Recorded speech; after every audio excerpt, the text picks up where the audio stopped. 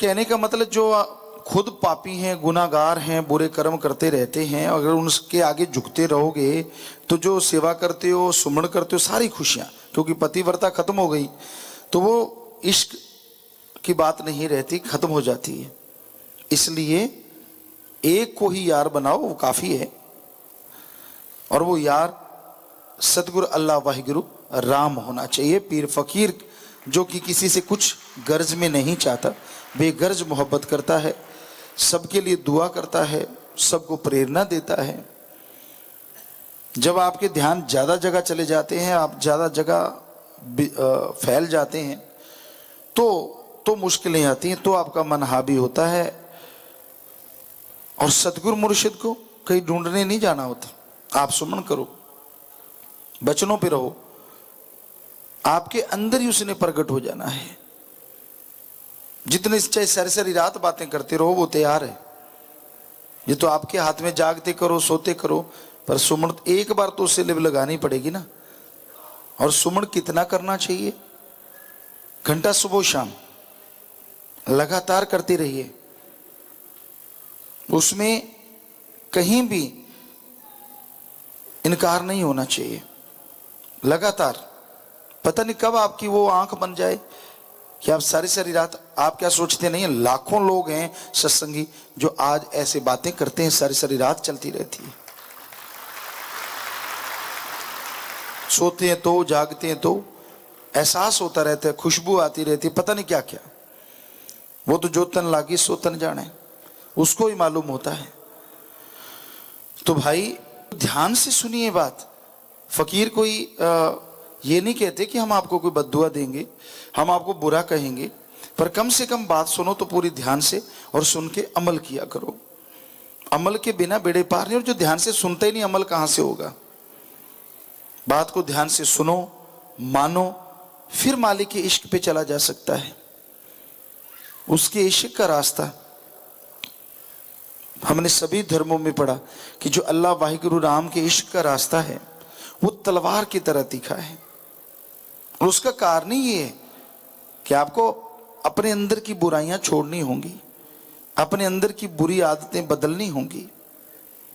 और अंदर की बुरी आदतें छोड़ोगे, अपने अंदर की बुराइयां छोड़ोगे, तभी सतगुरु अल्लाह वाहिगुरु राम दर्श दीदार देंगे।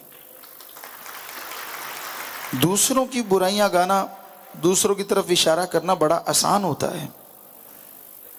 खुद के अंदर कितने पाप किए हैं, कितने गुनाह किए हैं, उसकी कोई गिनती नहीं करता। और मालिक की कृपा ना हो, 100 ताने, 100 उलाहने इंसान देता रहता है। कदम कदम पे वो जान बचाता है, आने वाले भयानक रोगों को चुटकी में बदल देता है, ठीक कर देता है। वो परोपकार भूल जाता है। आदमी की इच्छाएं इतनी बढ़ गई हैं, मालिक उसकी 99 इच्छा पूरी कर दे, उसका गुण नहीं जानेगा। और 100 में से एक इच्छा अगर रह जाए, उसका अवगुण उठा लेगा। और 100 में भी पूरी होगी तो 200 और इच्छाएं तैयार हैं। तो आदमी को शुक्राना करना कभी भूलना नहीं चाहिए। हमेशा मालिक के नाम का शुक्राना करो, मालिक से मालिक को मांगते रहो, और हमेशा उस परम पिता परमात्मा से डर के रहो। आपको लगता है हम कहते हैं हर बॉडी में, बेपरवाह जी ने यह फरमाया है, इस जन्म में ये 2 काम करो, एक नाम जपो और प्रेम करो। किसी जीव का दिल न दुखाना कभी, मौत याद रखो, मालिक से डरो, उससे डर के रहो। भय भी ना भाव कभी ना आए, कभी नहीं आए। मतलब गुरु साहबानों ने, पीर फकीरों ने, सभी ने कहा है कि उसका अगर भय है तो प्यार बढ़ता है। क्योंकि मालिक का अगर भय रखेगा तो कोई बुराई नहीं करेगा कि यार अल्लाह वाहिगुरु राम को क्या मुंह दिखाएंगे। और अगर उसका भय नहीं, ना यकीन आता है, ना 10वां द्वार खुलेगा, ना ही नूरी स्वरूप के दर्शन होते हैं।